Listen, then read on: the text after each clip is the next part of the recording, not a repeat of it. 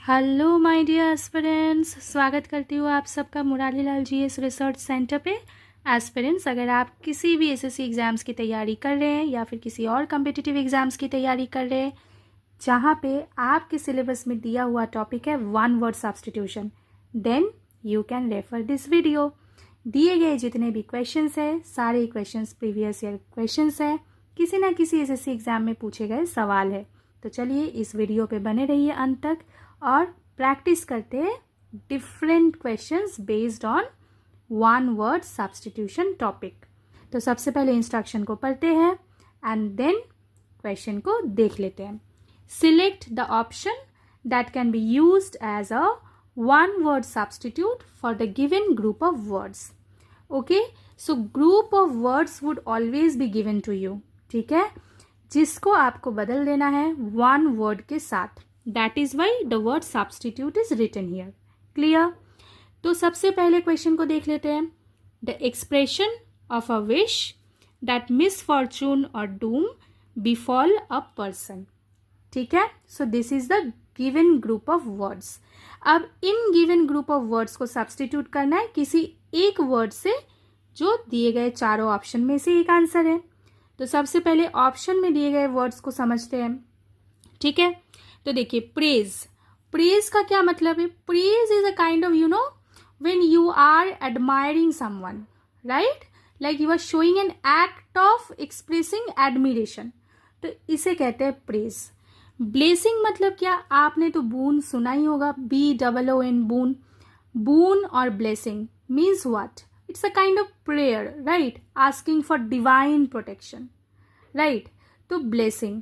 Oath means what? A kind of promise which is formal in nature, means a formal promise. तो इसे हम लोग oath कहते हैं। तो फिर हमारा सही आंसर क्या है? हमारा सही आंसर है curse। ठीक है, the expression of a wish that misfortune or doom befall a person means curse। Clear?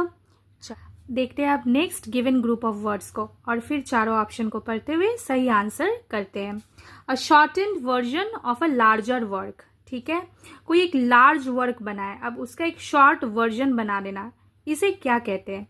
क्या इसे समरी कहते हैं, क्या इसे प्रेसी कहते हैं, क्या इसे शॉर्ट्स कहते हैं, या फिर क्या इसे अब्रिजमेंट कहते हैं? ठीक है, so let us understand these words first. ठीक है, अब देखो समरी किसे कहते हैं? समरी एक काइंड ऑफ एक सिनॉप्सिस होता है, मतलब if anything that gives you short description about the main facts और आइडियाज, ठीक है, of something, of a work, मान के चलो, तो इसे हम लोग समरी कहते हैं।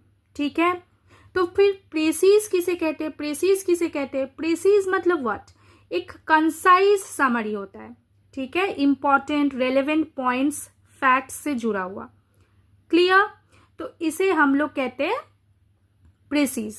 शॉर्ट्स देखिए, ये बिल्कुल ऑड वन आउट है। शॉर्ट्स का क्या मतलब है? जो ट्राउजर्स होते हैं ना नी लेंथ तक, तो उसे शॉर्ट्स कहते हैं। तो एकदम तो बिल्कुल ये नहीं होना है, प्रेसीज भी नहीं होना है, समरी भी नहीं होना है।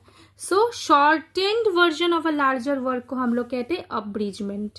क्लियर? अब्रिज्ड वर्जन हम लोग कहते हैं ना किसी वर्क का, तो so this is the answer.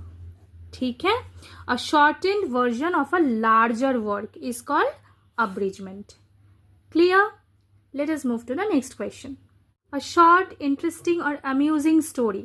ठीक है, when we talk about a short interesting or amusing story, we try to mean about anecdote, so this is the correct answer. Clear? So anecdote is the correct answer to the given group of words, a short interesting or amusing story. Next given group of words is property left to someone by a will. When property is left to someone by a will, it is called legacy.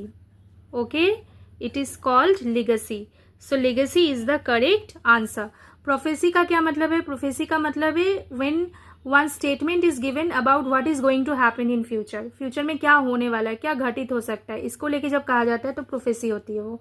Alimony is basically a kind of legal obligation on a person to provide a kind of support, financial support to their spouse before or after any kind of separation और divorce agreement. Okay, so that is called alimony.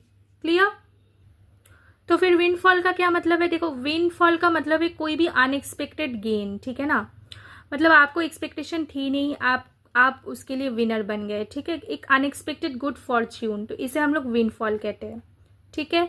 कोई unexpected monetary gain, तो इसे भी हम लोग, या फिर unexpectedly you become winner and you earn money, ठीक है, यू विन मनी अनएक्सपेक्टेडली, तो इसे भी विंडफॉल कह सकते हैं, ठीक है। So let us move to the next question. One who is bad in spellings. The options are cartographer, cacographer, chauffeur, and calligrapher. The answer is what? Cacographer. Okay, so this is the correct answer.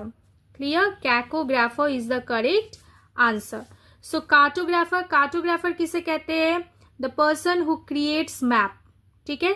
chauffeur किसे कहते हैं? Person who is employed to drive motor vehicle for someone. ठीक है, तो उसे कहते हैं. And calligrapher, देखो calligrapher is associated to beautiful hand writing, ठीक है, creation of stylised hand writing, calligraphy से एसोसिएटेड है। So one who practises calligraphy is called a calligrapher. Okay, so one who practises calligraphy is called a calligrapher. So our correct answer for one who is bad in spellings is cacographer. Argue loudly about unimportant things. So when you argue loudly about unimportant things, then it is called what? Squabble. Okay, squabble means to argue loudly that is not at all important.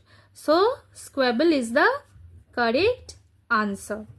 Okay, for these given group of words. अब maintain means what? जब आप जो भी है जैसा भी है उसको आप वैसे ही रख रहे हो तो उसे मेंटेन करना कहते हैं. To keep in an existing state. Disagree means what? To fail to agree, right? When you are not agreeing, so that is called disagree.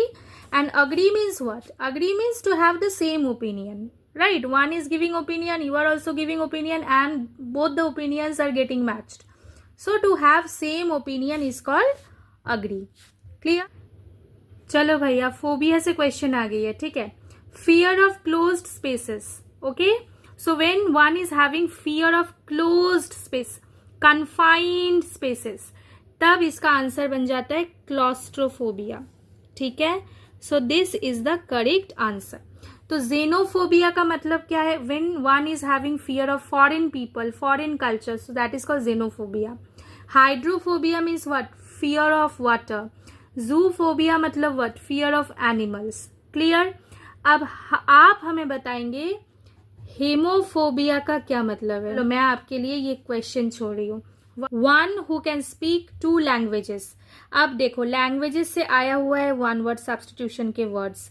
Multilingual मतलब क्या? मल्टीलिंगुअल आप याद रखिए, मेनी लैंग्वेजेस. ठीक है. बाईलिंगुअल मतलब क्या? देखो, bilingual 2 languages. Trilingual 3 languages. And monolingual means what? A person who is able to speak and understand 1 language is called monolingual. ठीक है. So person who can speak 2 languages, answer is bilingual. Clear? So आपको क्या याद रखना है? Multi से many languages, by से 2, try से 3 and mono means 1.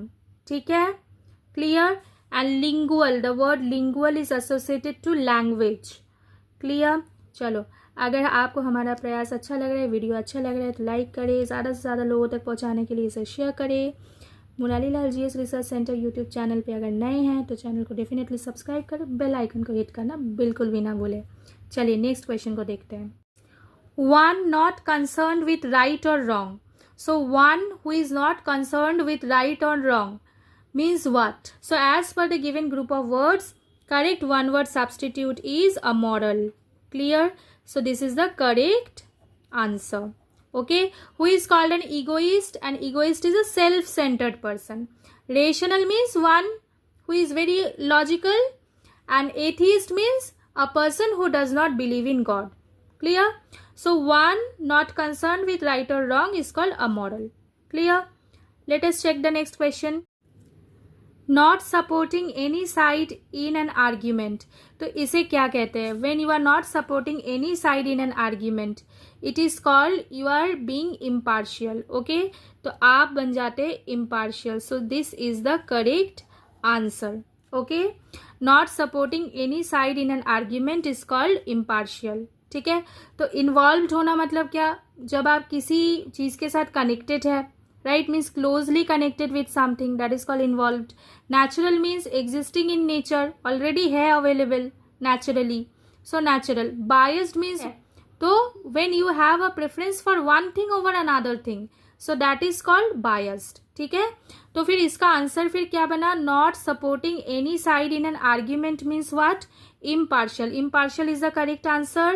Natural means what? Existing in nature. Biased means what? Having a preference for one thing over another thing. And involved means what? Closely connected with something. ठीक है, so as per the given group of words, our one word substitute for these given group of word is impartial. Clear?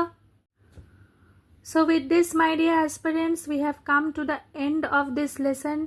I hope आपको ये video अच्छा लगा. अगर अच्छा लगा तो लाइक करें, शेयर करें, ज़्यादा से ज़्यादा लोगों तक पहुंचाने के लिए इसे डेफिनेटली शेयर करें. एंड अगर चैनल पे नए हैं तो चैनल को सब्सक्राइब करें, बेल आइकन को हिट करना बिल्कुल भी ना भूलें. Stay fit, stay fine, stay healthy, keep practising and thank you.